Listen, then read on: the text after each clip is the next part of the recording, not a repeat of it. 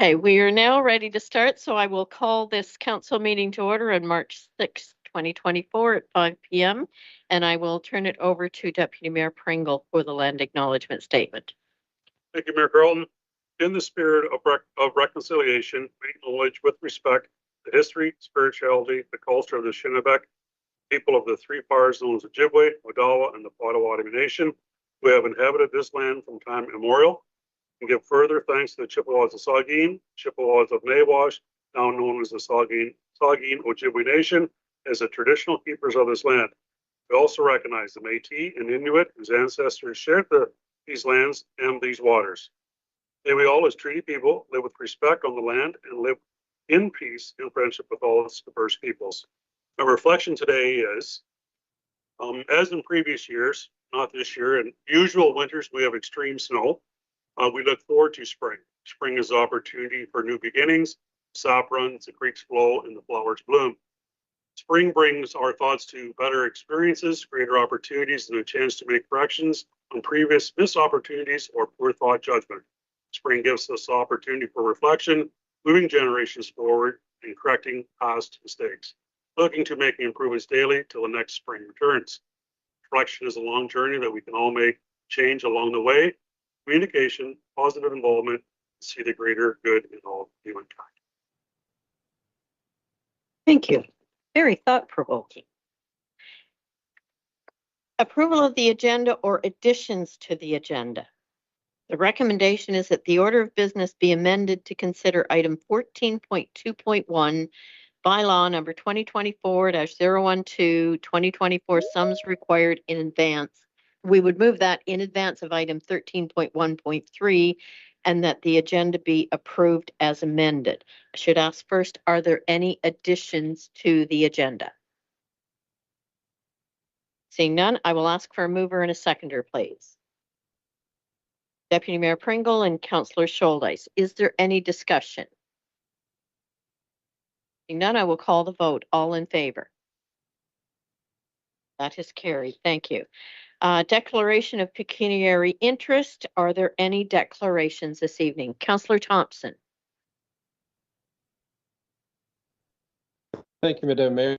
I just wanted to declare a past conflict of interest. So stay with me here on this. It came to my attention that I had actually unknowingly been present for a staff report for a property that I learned that I should have declared. So development or Dev Report 2024-04, Report Z 1024, a land severance for Tyson Schlegel. I was in attendance for the planning report on that day and took part in the conversation. Subsequent to that, I heard that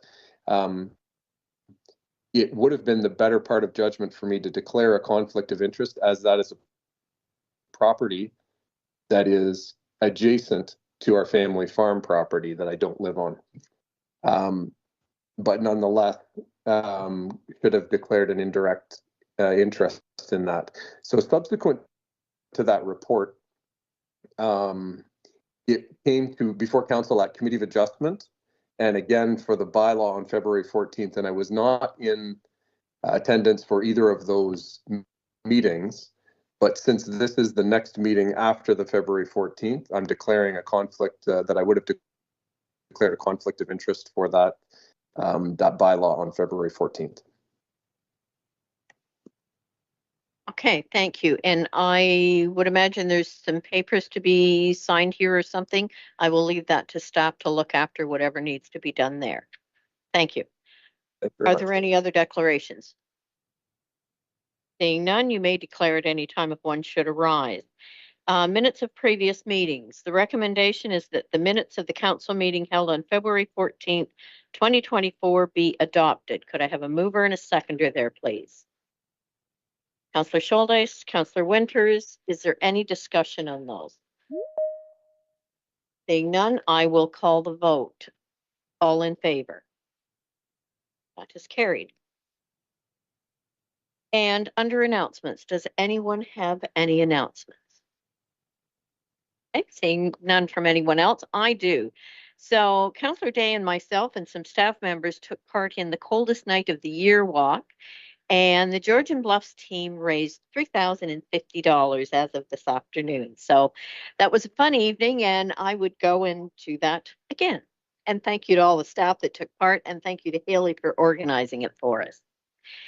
I was also privileged last night to be one of a panel of women hosted by Elect Her Gray Bruce, a Zoom meeting, and I was one of the panelists being questioned on all things council related. And I'd just like to acknowledge their goal is to reach a 50% representation of women on council by 2030. So the event last night was one of those things to try and bring awareness to other women who are maybe thinking about getting on council. And then this Friday is International Women's Day. Cobble Beach is hosting an event, and I have been invited to bring greetings from the township, and we'll be speaking about the past leadership of women in our community, starting with Nani Bawakwe, who was a political activist far ahead of her time, and then Mrs. James Gardner, who went door to door inviting women of the community to join together to form the first Women's Institute in our area. Then Lois Erstadt, who was reeve in the former Sarawak Township and was the warden of Grey County at a time when there would have been 47 men on council with her. So those of us in council now have some amazing people to follow behind. And the event for Friday night, I understand that as of Tuesday morning, they had sold 130 tickets to it. So I think it's going to be a very well-attended event. So that is all I have for announcements. Does anyone, I already asked if anybody else has one. So we will move on. No public hearings, delegations, or public question periods. So for 8.1 items on the agenda, we don't have anyone to speak this evening, but any person who wishes to appear before council regarding an item on the agenda shall make written application to the clerk by 3 p.m. the day of the meeting. And to register, go to www.georgianbluffs.ca/delegations or call the clerk's office at 519-376-2729, extension 603. And for items on the agenda, it is all the same, except you have to register by the Thursday preceding the meeting. And this evening, we do have Kelsey Godwin in attendance with us virtually. And Mrs. Godwin, I will invite you to go ahead and speak, and you have 10 minutes to provide your comments to council. Okay, thank you very much. So my camera is not working. I can't see any of you, but hopefully you can see me. We can all see and hear you quite well. Okay, good. So I believe that arenas are the heart of any community. It should be inclusive for all. Unfortunately, the Shell Lake Arena is far from it in its current state. My name is Kelsey Badger Godwin, and that's exactly what I'm going to talk. Exactly what I'm going to fill you all in on tonight. The Shell Lake Arena is one of my most and least favorite places in our community. I love the atmosphere of the arena. I look forward to the opportunity and experience of watching my kids develop and perfect new skills every time they hit the ice. I love going to the arena for socializing, as well as sometimes when it's a great game. It's the highlight of our weekend. There's always the usual suspects, fellow team parents. Oh, and the arena gang of little kids running around, no coats, dragging their snow boots, sweating, pockets full of candy from the booth, and having the time of their lives while the game distracts their parents. Because I grew up here, one of the best parts is quite often I'm surprised by faces from the past and reconnected with people I haven't seen in years, sometimes even 10, 20, or 25 years. I'm not kidding. I ran into one of my old coworkers I hadn't seen since 1997. It's a safe gathering place for all. Well, that is until someone in a wheelchair has to use the bathroom. Let the show begin. I'm going to trust that all of you have experienced the Shell Lake Arena for all its glory. I can't see anybody, so. Actually, and then my next question is, can I get a show of hands for anyone who's not been to the Shallow Lake Arena? Again, I can't see you, so you guys are gonna have to trust yourselves. Okay, good. If you haven't been, or you just want to admit it, then get there. It's a great source of free entertainment for the whole family. Now, can I get a show of hands for when you use a public bathroom anywhere in any facility, do you leave the stall door open? Anybody? Do you? Why not? For privacy? Dignity? That's right. No one would ever consider leaving the bathroom stall door open when in use. That's ludicrous.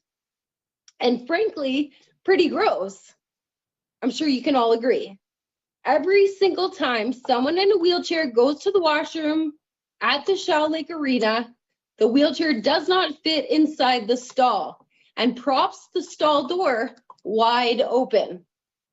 What did we just say about leaving the bathroom stall door open while in use? It's gross. With the stall door open, the mirrors downstairs in the lobby broadcast the entire scene out to the lobby. It's absolutely horrifying. Anybody standing in front of the trophy wall could see right into the bathroom, could see right into the wheelchair stall. So my question is, if you wouldn't use the stall with the door wide open to the public, why should a person in a wheelchair have to? That's a major problem. Now, I'm sure if you're not disabled yourself or haven't spent any time with someone in a wheelchair, this news may come as a great shock. I hope it comes as a huge shock and you're appalled by the intel that I'm sharing tonight. My goal is to invoke change and to make a plea for privacy in this high traffic public space. Shockingly, what I've discovered, the more I spend in my wheelchair, is that the specs for wheelchair bathroom stalls are off. They're wrong. I'm actually interested in obtaining a copy of what provincial approval specs are for wheelchair bathrooms. Can somebody please provide me with that? Neil, maybe? Or Niall? It's become my mission to correct this. As a landscape designer by trade, designing functional spaces for a living, it's really starting to tick me off. Designs on paper, and it's not just Shallow Lake, it's wheelchair stalls everywhere, all across Ontario. I never fit inside. Wheelchairs don't fit in them. Like, it's so wrong. Designs on paper are great. Yeah, they probably meet whatever specs are required, but that doesn't mean the spaces are functional. And I'm certain whoever created or approved these specs has never spent any time in a wheelchair. I'm here as living proof the specs are wrong. And Niall, your CAO, can attest to this. He was kind enough to meet me at the arena on Monday so that I could show him firsthand how your facility is failing to be inclusive.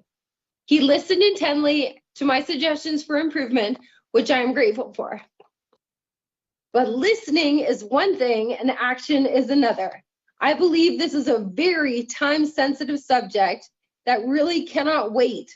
The arena is the heart of this community and really needs to show up as such. Consideration and care for what I'm looking for moving forward. Now that you're all aware of what's been happening at one of the community centers you're responsible for, not implementing changes in a timely manner is discrimination. I've actually already experienced this from the municipality of Georgian Bluffs when purebloods were forbidden to enter the arena during COVID. My kids are young still. We have 6 to 8 more years of hockey, and I really appreciate having my dignity intact when using this facility. I hope I've ruffled some feathers tonight because my feathers have certainly been ruffled, and I can't stand it for one more second. I'm using my voice to speak up to those in the less accessible category. and also join the Accessibility Advisory Committee to continue to push change where change is desperately needed. So thank you for your consideration and bring on the questions. Thank you, Kelsey. And before I go to the rest of council, I would personally like to apologize to you for what you've had to go through and to thank you for bringing this forward because it's something I wasn't aware of. I think as able-bodied people, we tend to not think of this type of thing. So thank you for bringing awareness to it. And I'll now turn to the rest of council and staff to see if there are any other questions. Okay, thank you. Councillor Thompson? Thank you so much, Kelsey. I think I share the sentiments that our mayor does, and ruffling feathers is I don't feel like you've ruffled my feathers, but you have definitely opened my eyes, and I feel more shame and embarrassment than I do ruffled feathers, and I would say probably I am taking a greater ownership because I do have the very good fortune of being part of the coaching team that coaches your son. And so if anybody should have been aware of this, it's me. Now, I think that, you know, I share in the apology and the disappointment that we do have a facility that's not accessible and that I'm not aware. And I'd rather move to a place of rectifying the problem rather than you know, sitting in reflection about it. But I do want to thank you for bringing this forward, and I do want to share in that apology and disappointment that you've had to experience that. So thank you, and my apologies. Okay. Thank you, Councillor Thompson. And Councillor Day, before I go to Councillor Coburn. I think you'll find that we're all apologetic and previously unaware of the problem, and I really appreciate your courage for bringing it forward in a public setting tonight. I wonder if there could be some comments from staff of any short-term or long-term solutions, especially since some of our staff have been out to view the problem. I don't know if in the short run, a curtain would meet health and safety standards or something to create privacy during the winter hockey season. And of course, budget is always a challenging thing, but discrimination and accessibility is also incredibly important. Good evening. Thank you for the question, Councillor Day, and through you, Mayor Carlton. So I had the pleasure of joining Kelsey, as she said, on Monday evening. I think it's fair to say that all of our public spaces are inaccessible. All of our arenas, the 3 buildings that we have, are inaccessible by modern day standards. All 3 buildings have had modifications made to aid their accessibility, but none of the 3 buildings meet accessibility standards. And Shallow Lake is being one of those 3 buildings is in the same condition. It doesn't have even what would be considered to be fairly basic modifications to facilitate accessibility in modern times. The AODA legislation, which guides a minimum standard that should be aspired to in terms of making buildings and public spaces accessible, requires that new or extensive renovations must consider accessibility needs in so doing. All 3 of our arena buildings obviously long predate the Accessibility for Ontarians with Disabilities Act. And indeed, all 3 of our buildings are at an age where, and we discovered this when we looked at Kemble last year, where making modifications really can't address fundamental accessibility issues of those buildings. So I think there is a challenge here. It's certainly something which will be considered and would be a focus of the facilities master plan, which is part of the budget conversation over the next couple of years, looking at what is required to make buildings accessible and make the facilities within those building spaces accessible. Kelsey's been a good advocate, and so her advocacy today reflects advocacy that Kelsey has done with both Zach, the facility supervisor, and myself, and so the ball is rolling. We have tried to make some short-term amendments. There is a referee's changing room which is lightly used. This is far from accessible in its own way, but it is a space which allows for some more privacy. And so we think we can make some fairly quick adjustments to that space by replacing the washroom and the toilet and installing some grab bars in appropriate places and spaces to allow for a greater degree of accessibility to a private space, which allows for a door to be closed, for there to be some privacy, and allow for somebody with mobility restrictions to be able to get onto and use the toilet. So the ball is rolling on that one. We are also looking at what might be needed to make some slightly more extensive modifications to create a much more accessible washroom experience in the arena, and that's something that I can certainly bring back to council over coming weeks. As I say, the ball is rolling, but I don't have that exact layout now. But for those of you that are aware of Shallow Lake Arena, I know most of you are very familiar with that building. The options we're exploring is taking that referee changing room, which is the smallest changing room, and converting it so it has a door onto the main foyer area. It would require some reconfiguration of the trophy cabinet to get that door in, but a door off the main area instead of off the changing room corridor. Convert that space, and we could potentially convert that eventually into a fully accessible changing room. So it would have an adult change table, wet room, shower, and so on and so forth, as well as an accessible toilet.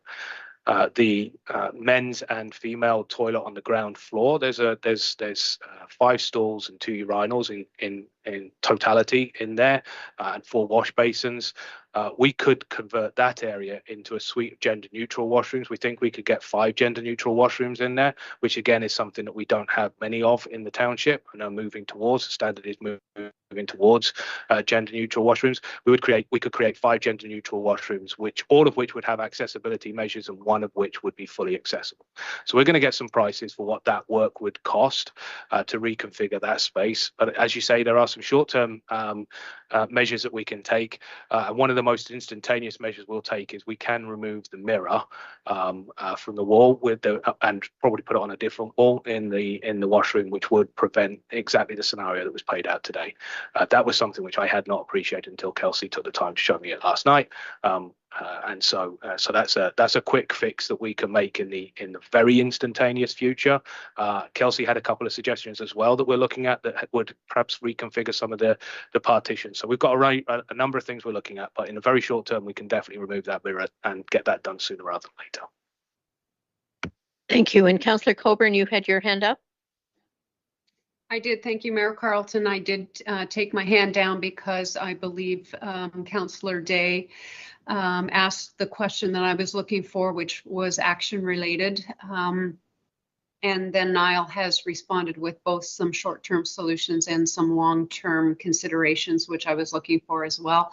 I would just add my thanks to Kelsey for speaking out and enlightening all of us and being a voice for those who are differently abled. I appreciate that. Thank you. And I have another question back to you, Kelsey, and it has to do with the one, I think, handicapped accessible washroom we have, which would be at the Sarawak Family Park. Have you been able to go there and use that one to tell us whether we met the requirements in that one? No, Niall just told me about that one. But I do look forward to checking it out at some point. I mean, it's always nice when there is accessible bathrooms to be able to use different spaces. Yes, and I think we would appreciate your feedback on that one to let us know just where we stand on it. So thank you. Did you have something else to comment now? Go ahead. Yeah, so through you, Mayor Carlton, Kelsey and I had a good conversation about exactly that topic. Where are some good examples to look at? And so, you know, I think it's worth reflecting on some successes that Kelsey did know.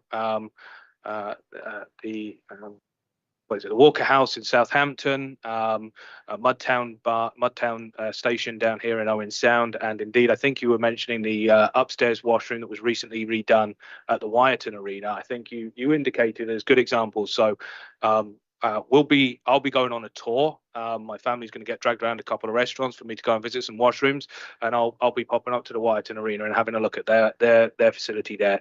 And one of the things we'll do before any significant funds are invested in trying to recraft a shape, a space to meet needs, we would look at the standards that are in place, but more than the standards, we'd look to get some form of specialist architecture company in to provide some guidance, because as Kelsey pointed out yesterday, we do have grab bars in several of our washrooms, but it's very hard to understand how those grab bars make life any easier for anyone when you're actually seeing it and trying to figure out how you might be able to get yourself out of a chair and onto the toilet. So definitely a thoughtful evening yesterday. So thank you for doing it in such great humor, Kelsey, and allowing me to steer as we went around the arena last night. And I hope to come back to council with some updates in the not too distant future.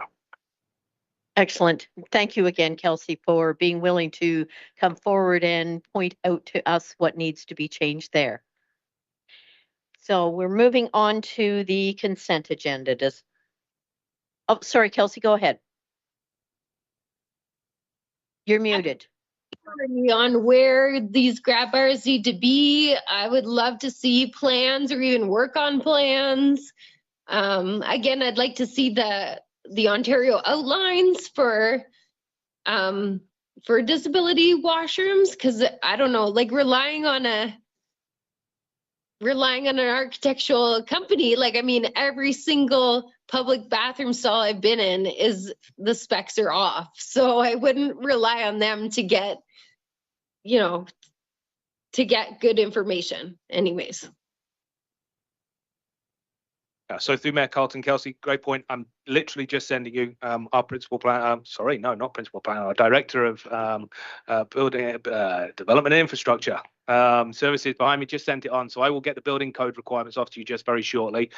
They are a minimum standard, and as I suggested yesterday, as a generality, they may not meet all needs, but they would be the basic starting point that we would build from. Before we would do anything along these sorts of lines, any design or proposal would come back before the Grey County Accessibility Advisory Committee, which I'm delighted to understand you're now part of. So you will very much be part of any future conversation around changes to our facilities.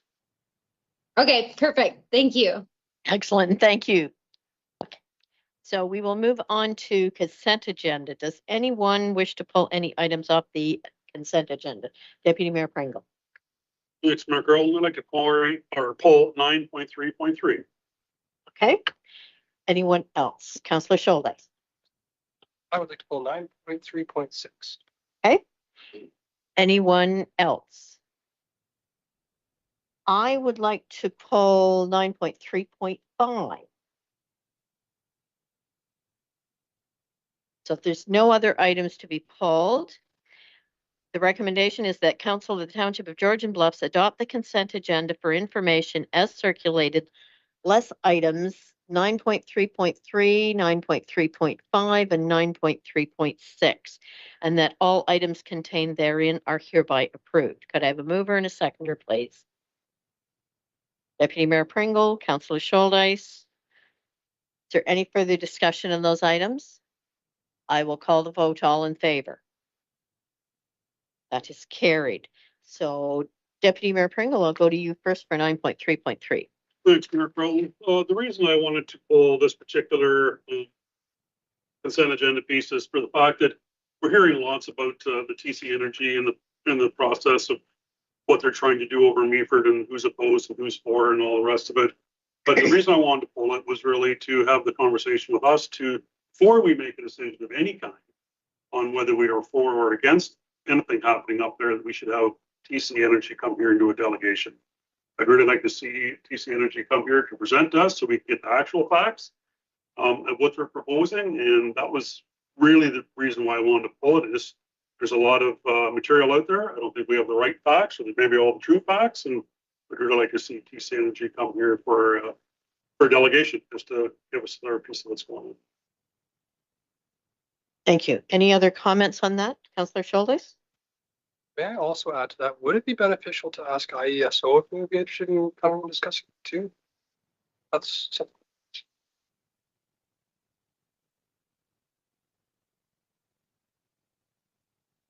So through you, Mayor Carlton, you can leave that with staff. We can reach out. I suspect our chances of getting TC Energy here is a little higher than getting IESO. However, we can reach out. Councillor Winters? If memory serves me correct, TC Energy was here about a year ago, and they did give us a presentation, but it was a very vague presentation. And if we're going to invite them, I think we should invite them with their updated plans and have a bit more answers to what they presented to us when they were here. Through you, Mayor Carlton, absolutely. As I understand it, the initial plans that we saw have fairly significantly shifted since our presentation. So I think it would be a good opportunity to have them back. Councillor Day, did you have your hand up? No, Councillor Winters covered my comments and thoughts. Excellent, thank you. And I think since this came on the agenda, TC Energy has reached out to us and have asked about doing a deputation, so we will leave that with staff to proceed forward with that.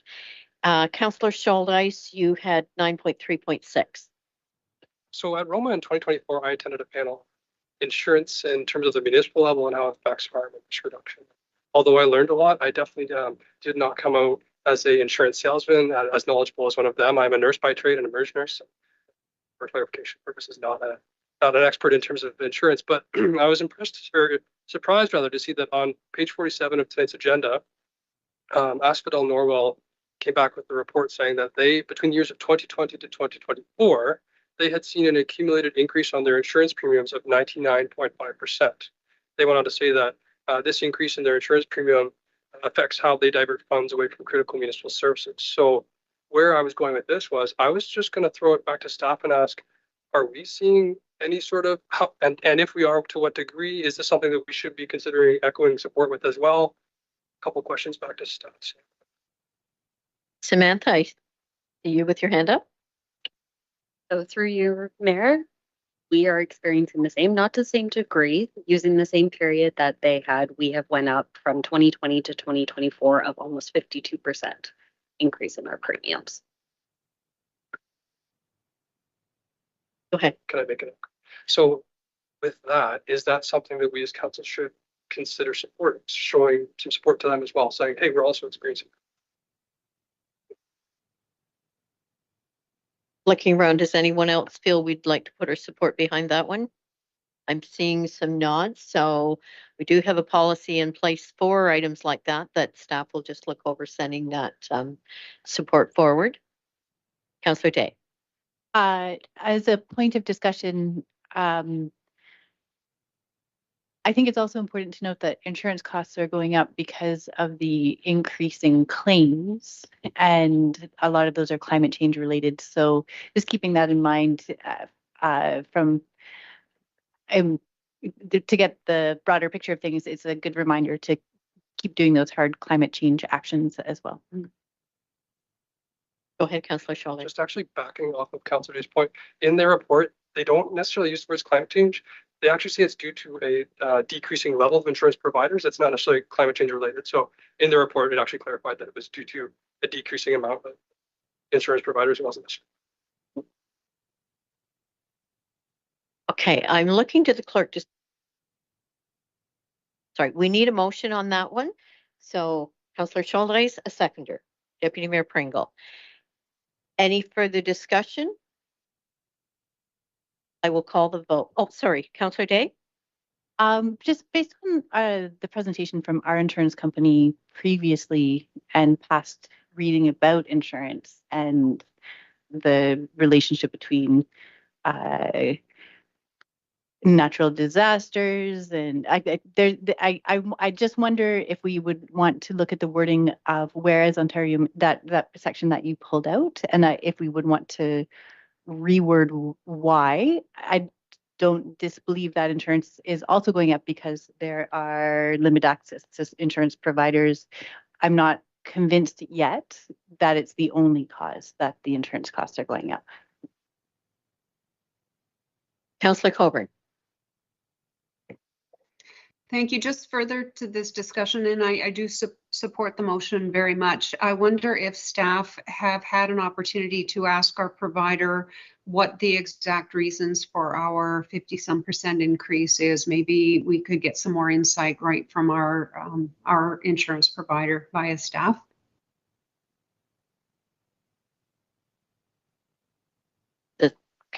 Niall? I can take a brief stab at that. We meet routinely and regularly with our insurance providers, and municipal insurance costs are largely are significantly based on the group experience. So the experience across a market and the competitive of the marketplace. And so the whilst our experience is part of what factors into our costs, so our claims, our property, our vehicles, and the way in which we look after those things, the amount of open claims that we have are definitely factors. The baseline of our insurance is driven by market trends, and market trends are driven by the accessibility of insurance. They're driven by the prevalence of disastrous occurrences that occur both locally and across the entire globe, and the underwriters that they can place their insurance portfolios with. I have some dealings in the insurance industry in past jobs, but I would by no means profess to be an expert by any stretch of imagination. I think our insurers have provided advice that we've been in a period of some escalation of insurance prices. They are hoping that we're getting towards the cusp of that, but I've been hearing that for the last 5 or 6 years as well. And so I'm not sure if we are or not. Insurance is one of those things which is a little bit of a necessary evil. There are certainly things I think the province can do to help influence insurance risks around municipalities, and ultimately a lot of this ends up coming back to joint and several liability, which has been a long running conversation in the municipal sector for longer than I've been in Ontario, in fact, and I suspect it will be here long after I have retired. But joint and several liability certainly has a very direct impact on municipal insurance costs. Looking through the resolution that's here, I think it doesn't necessarily tie what's driving that insurance cost back. It just simply says insurance costs are rising. It's unsustainable, and so if council wanted to support that, I don't see any harm in doing so, because it is certainly one of our major budget lines each year, and a cost which is going up steeper than other things. Councillor Day. And I just wanted to take a minute to thank you, Councillor Schultes, for bringing it up, because anything we can do to reduce our municipal costs is a good thing that we can do for a municipality. Thank you for that. So we are going forward with support on the existing resolution with no changes. Just for clarification. Okay, so I will call the vote. All in favor? That is carried. Thank you. And the next one was 9.3.5, the town of Lincoln asking for support for public libraries and museums. So while we don't have museums, we certainly support the public library. And I think the fact that the provincial funding for those libraries is still at a level from 25 years ago, I think that one would be worthy of supporting as well, to see if we can get some additional funds coming forward for the libraries. So because I'm chairing this meeting, I would need someone else to move and second that if the rest of council were in favor of that. I see your hand up, Councillor Coburn. Thank you. Councillor Day, is there any other questions? Councillor Thompson, go ahead.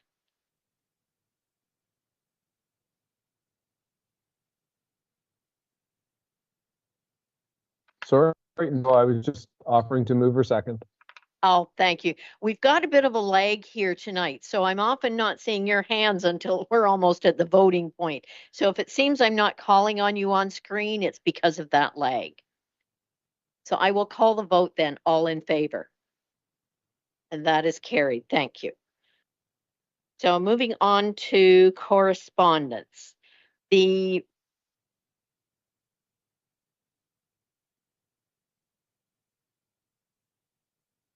My apologies. Okay, so we need a mover and seconder but we actually gave direction there. So do we need to include that? Okay, so we receive and we've given direction for staff to set up a deputation with TC Energy and to reach out to IESO as well. You have the wording of that motion now. Mover and seconder, please. Deputy Mayor Pringle, Councillor Winters. If there's no further discussion, I will call the vote on that one as well. All in favor? That is carried. Thank you, everyone. So correspondence, the first item is the Repair Cafe Planning Team letter to council regarding the Repair Cafe event. Does anyone wish to comment on that one? Councillor Day? I think I might be thinking the same as as our clerk. Did we vote on the library? Yes. Okay. Yes, we Sorry. did. We Yeah. changed topic there? I missed. Yeah. I misremembered. I did want to take a minute to talk, to comment on the upcoming Repair Cafe. It's this Saturday. If I'm remembering correctly, it starts at 1 o'clock at the Owen Sound North Grey Union Public Library. And there were 4 requests from the GBCAT organizing team to staff and council. There is a need of tools and material to help repair items that people bring in. If anyone is much better than myself at fixing things, fixers would be beneficial, would be really helpful to have experts or people, handy people on at present who could help those of us who are not quite so handy and skilled in the domestic arts fix our home products. And promoting the event would be helpful in sharing it amongst our constituents and communities. Thank you for that. When I read that, it referenced a list of items they needed for the cafe, and I have looked to try and find that list. So does anyone have it? Through you, Mayor Carlton. So we've had a list here. I actually looked for it just before the meeting, but I understand Danuta came down and picked up. We've had a box at the township offices here in a list of items that would be useful, material, threads, glue, tools that people might not use, pliers, clamps, those sorts of things.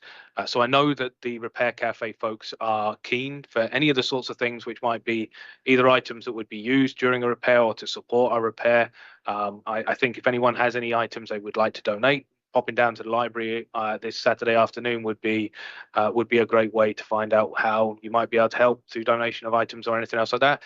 What I will try to do is gain back that list from the Repair Cafe folks and circulate it once again. Perhaps we can put a link on our website or something like that if it's needed. Councillor Day. And when I go back to read section number 1, it states there's a collection bin in the entry of our admin building here to accept the materials and tools. Is that still in operation? Is there a cutoff date?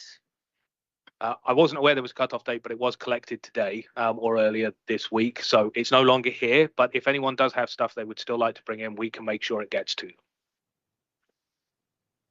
I was just interested in the list when it mentioned sewing because I've got a huge area at home that's full of sewing stuff that I could move out if someone else could use it. So if anyone gets their hands on that list of items they need, I would appreciate getting it.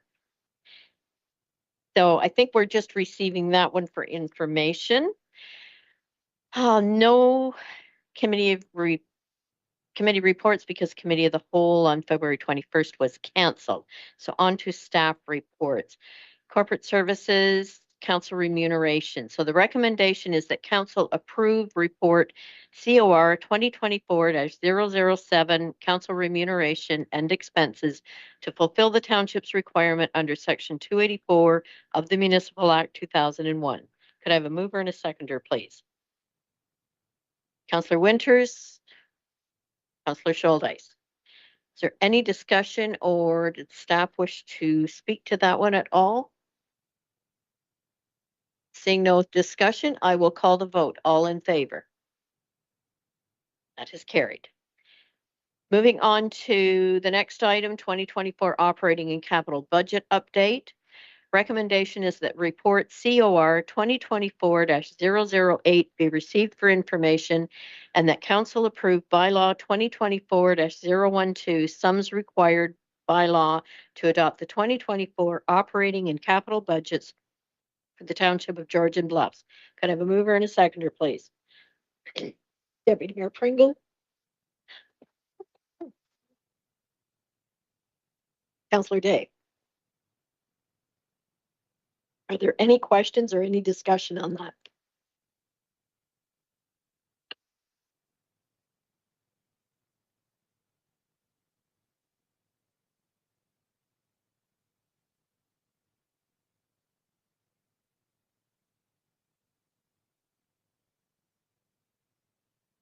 Sorry, just bear with me online because I'm losing my voice here. So if there's no further discussion on that item, I will call the vote. All in favor? And that is carried. So then we will move to item 14.2.1.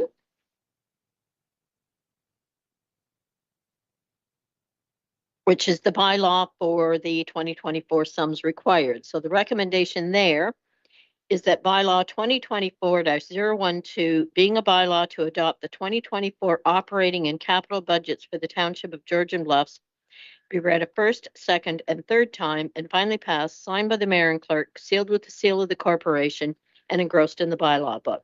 Could I have a mover and a seconder, please? Councillor Scholdice, Councillor Coburn, is there any discussion there? Seeing none, I will call the vote. All in favor? That is carried. Thank you. Back to item 13.1.3, single source website procurement.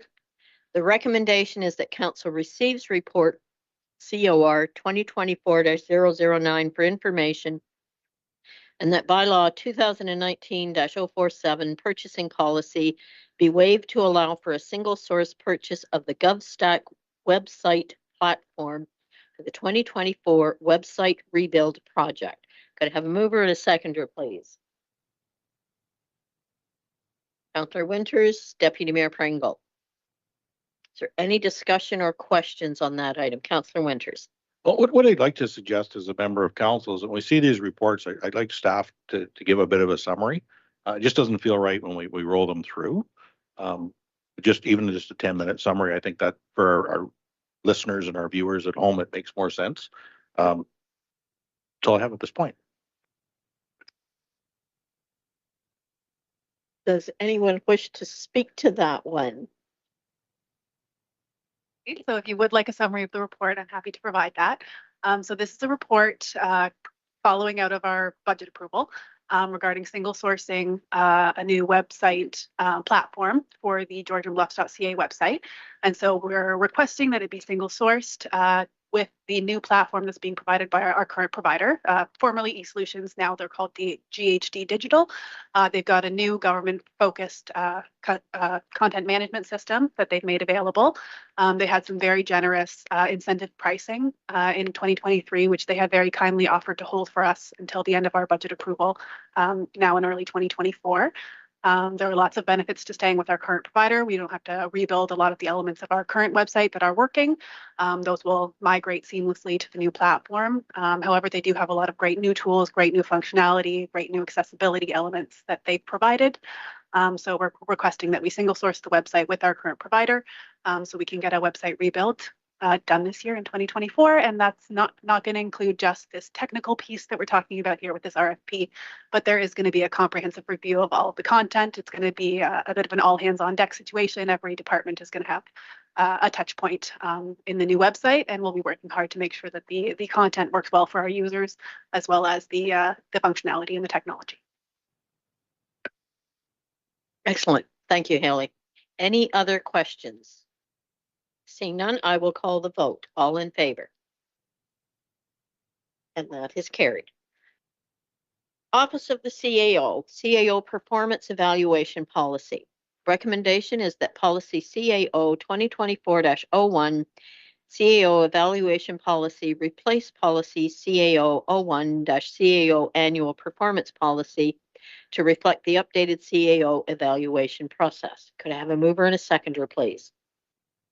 Councillor Scholdice. Councillor Winters. And is there any discussion on that? Does anyone have any comments on that process that's been laid out before us? Councillor Winters. We just agreed that we were going to have staff give an overview of all of our reports. So through you, Mayor Carlton, to you, Councillor Winters, I'm not going to make this a 10-minute introduction for this one. We had a fairly robust conversation last meeting. So hopefully I've taken that away and crafted something which reflects. I think I get the sense that there is a keenness to move forward with the process. And so what I might suggest is, unless it's horribly, horribly wrong, we take this as the working policy. We can make further tweaks as we get towards the review period if we need to, but this would allow at least us to get started with the process. I hope I've reflected the conversation that council had last time reasonably well in terms of tweaking and clarifying where different roles and responsibilities lie, different accountabilities lie, and I do note that one of the appendices should be added to. There are 2 documents, and the second one was circulated by email earlier this week. There are 2 documents that the CAMA put out. One of them, they both talk about the same process, but one of them is from the CAO perspective, which has been embedded within the documents that you have before you. The second one is the same process, but from a council perspective, which with hindsight should have been included within this as well. I will make sure that that adjustment is made on the go-forward basis. They both talk to the same process, it's just different perspectives on that process. Any further comments or questions there? Councillor Colbert. Thank you, Mayor Carlton. And through you to the rest of council, I'm noting the wording at the bottom of page 2 of the revised policy, which says that the CAO is responsible for undertaking a self-evaluation, of course, and helping lead the process with council. I'm not entirely sure what that means, that the CAO is helping to lead the process. I see the evaluation of the CAO role as falling squarely on the shoulders of council. And I would hope that it would be council that will lead that process. So I wonder if I could get some clarity on that the meaning of that particular statement, or if we need to revise that. Thank you. Absolutely, through you, Mayor Carlton. So the way in which that line should be read is, I'm going to put it on the agenda for you to discuss. So the CAO is your administrator. So I'm responsible. One of my duties is to administer your business and to help schedule your business and guide your business. And so in terms of leading this process, I'm going to make sure it gets onto an agenda for you to discuss. But beyond that, I am simply administering the process on your behalf. So it is your process. I am a participant and a partner in that process, I hope. Well, your CAO is a participant and a partner in that process, and will help administer the process for you. But it is led and guided by council. It's just that getting onto agenda is something I can help with. Councillor Winters. And I totally agree with that statement. I think we can clarify that if we replace the word lead with initiate, I think would satisfy that concern. So the CAO initiates the process, but council is really leading the process. Okay, we can make that minor tweak to it. Any other comments from anyone on this? Do we need to amend this motion to reflect that, or that's just a minor tweak to the policy? Okay, so we'll leave that as being administrative, and I will now call the vote. All in favor? That is carried. Thank you. Moving on to bylaws. We have no zoning bylaws. We've already done the other one. No unfinished business, no new business. Does any member wish to provide a notice of motion? Councillor Day. Not a notice of motion, but and I suspect this can happen tonight. Just a reporter update about specifically concession 24, but more likely all the roads in Georgian Bluffs. I think it's that pothole season, and with concession 24 specifically, we had the cold recycling mix as an experiment.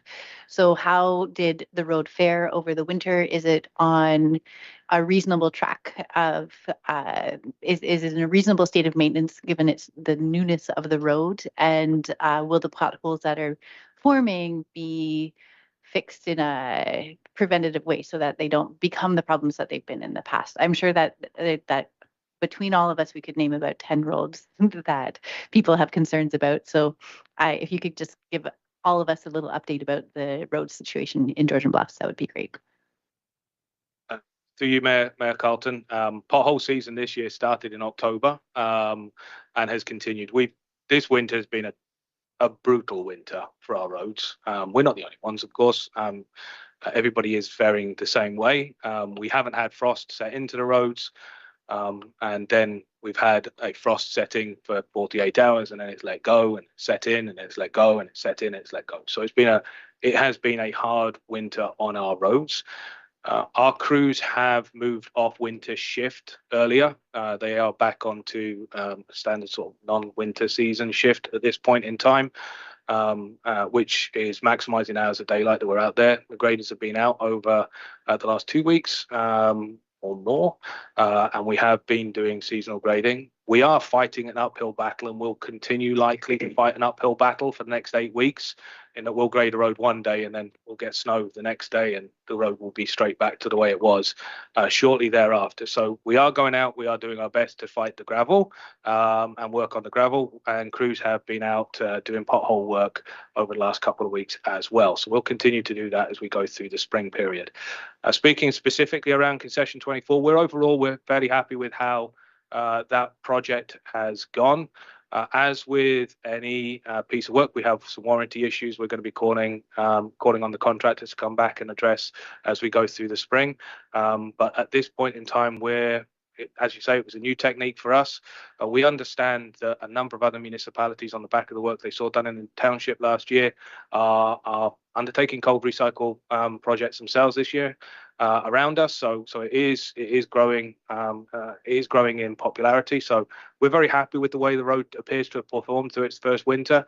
As with any project, we will be getting the contractor back to do some of the blue tape items and just making sure any defects that are there are addressed. So at this point in time, no real concerns with it. Great, thank you. I know it's always a work in progress, especially around this time of year. Councillor Winters. Not necessarily for discussion tonight, but I noticed that we need as council to have a discussion about service levels on roads. I received a call from a constituent complaining that historically the municipality had done occasional snow removal on a section of township owned road. This year we decided we weren't going to do that anymore. I think service levels are something set out by council, and that conversation needs to be had here and not left to staff. But we need to have more of a conversation about that moving forward. It's not urgent tonight because obviously there's no snow out there and very little forecast, but it's something we need to have a conversation about. So through you, Mayor Carlton, Councillor Winters, you're quite right. I just for clarity, I believe the road in question, maintenance was stopped last year. I don't know why then either, but you're quite right. These are discussions that should be made based on an established policy and a service level established by council and approved by council, something that we don't currently have at this time. That is something that me and the staff team are very keen to have done and back in front of you before we get into next winter. Thank you. And I have one item that I would like to bring forward, and it has to do with TAPMO, which is the Top Aggregate Producing Municipalities of Ontario. And this was brought forward at County Council that there are 63 gravel pits in Grey County with issues, and we have some of those within Georgian Bluffs. And I'm just wondering, it was brought to the county for the county to join and become a member. I think we actually used to be a member. I'm wondering if we should look at asking TAPMO to come and do a delegation and talk to us and see if membership would be of value for us in that case. And I don't know if anyone else has any comments on that, or if we can just ask to have that proceed. And do we need a motion on the next agenda? Okay, so we will work on getting that motion forward on the next agenda then. Is there anything else here? Seeing nothing, we will now move into closed session. The recommendation is that Council of the Township of Georgian Bluffs move into closed session at 5:59 p.m.